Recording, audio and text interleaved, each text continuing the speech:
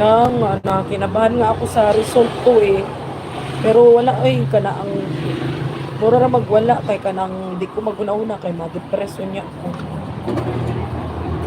Ayoko mag-isip-isip ba kay baka ma-depress ako ba.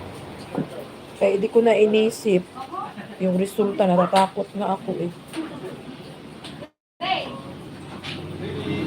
Biopsy result ko sa ano pa after 14 days siguro sa mga 24 pa siguro, I think 24. Nabahan nga ako baka simbak ko ba. Sana hindi naman cancerous yun. Ay, hindi nga ako nakapag-live na kasi iniisip ko yung ito sa may ano ko, breast ko. Trabaho pa rin.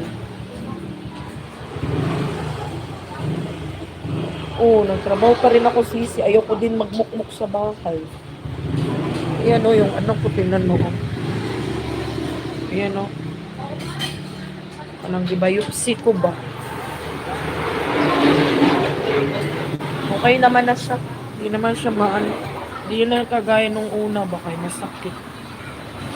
Nag-ano na nga ako kasi kailangan din magpapawis. Buti pa yung ano ko, buti pa yung whitey ko may 298. Joke.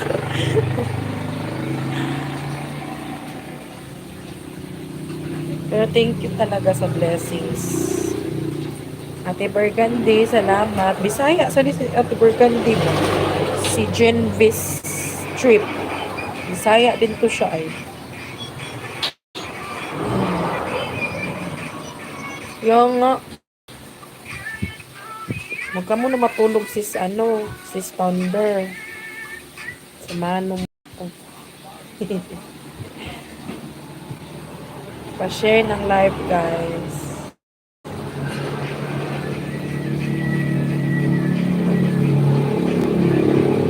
Share niyo po yung live. Paano mag-message dito? Hindi ako maka-share. Sana all ganda lang. Kasi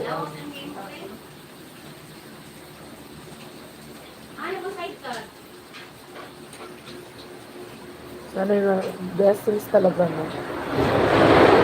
So, salamat Sisi. Salamat, makatulong na lang yan sa akin. Sana nga mag-trending na lang agad tayo para makatulong sa ano ko no. Yung maraming views tayo ba? Para makatulong naman sa sa pagpapagamot. Kahit wala ng pera, basta dito lang is importante ang viewers ba, no?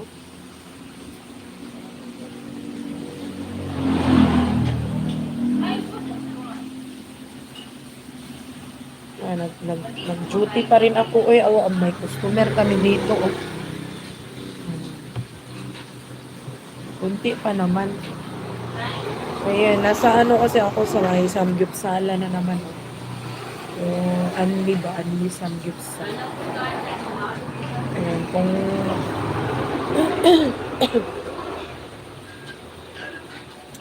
paabutin ko siguro to ng 5 hours. Ewan ko lang kung di malupa. Para makabawi ako ba? Thank you sa pag-share sis team founder. All.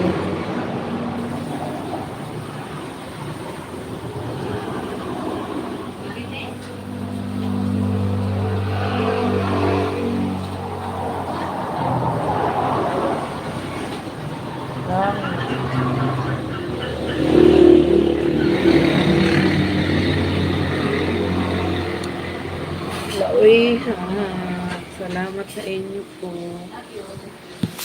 Ay, kaswet. Ay.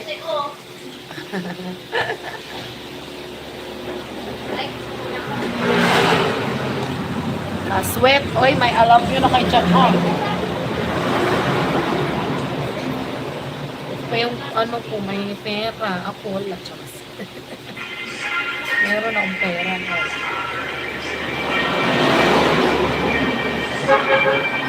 Mag-ipon sa sipa.